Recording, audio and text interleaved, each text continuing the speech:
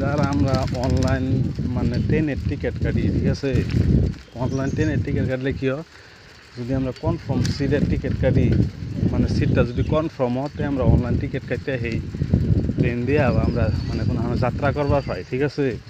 আর যদি আমরা মানে ওয়েটিং কাটি, মানে অনলাইন ওয়েটিং কাটলে তারপরে কিন্তু যদি সিট কনফার্ম না হয় তাই আমরা সেই ট্রেন দিয়ে কিন্তু যার পাই না, আমার টিকিটটা অটোমেটিকলি ক্যান্সেল হয়ে যায়, ঠিক আছে। যারা ধরুন অনলাইন টিকিট কাটুন, কাটার পরে সিট কনফার্ম হয়েছে তার অসুবিধা নাই, আর যার সিট কনফার্ম হচ্ছে না, সিট ওয়েটিং আছে কিন্তু টিকিটটা অনলাইন প্ল্যাটফর্মটা কাটছেন না, ঠিক আছে, তাগর টিকিটটা অটোমেটিকলি ক্যান্সেল হয়ে যাব, তারা প্ল্যাটফর্মও গিয়ে হেরে ওয়েটিং টিকিট কাটুন লাগবে, ট্রেন দিয়ে যান যাবো, ঠিক আছে। আজকে আমরা প্ল্যাটফর্মও গিয়ে ওয়েটিং টিকিট কাটাম।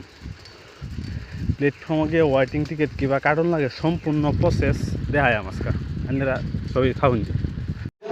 হ্যালো বন্ধুরা, স্টেশনে একটা ফর্ম বললাম, ফর্ম বলে এটা দেখুন ফিল আপ করছি, ফিল আপ করে আনতে টিকিট করে দিয়ে দিব আমার কাউন্টারে। ফর্ম ফিল আপ করে দিয়ে পরে এই সিট পাওয়া গেছে না, হলে ওয়েটিং টিকিট পাওয়া গেছে এই তিনটা, আপনারা এবার টিকিট কাটা হবেন কাউন্টারে গিয়ে ফর্ম ফিল আপ করে দিলে বাস টিকিট কনফার্ম দিয়ে দিব, থাকলে না থাকলে ওয়েটিং দিয়ে দিব।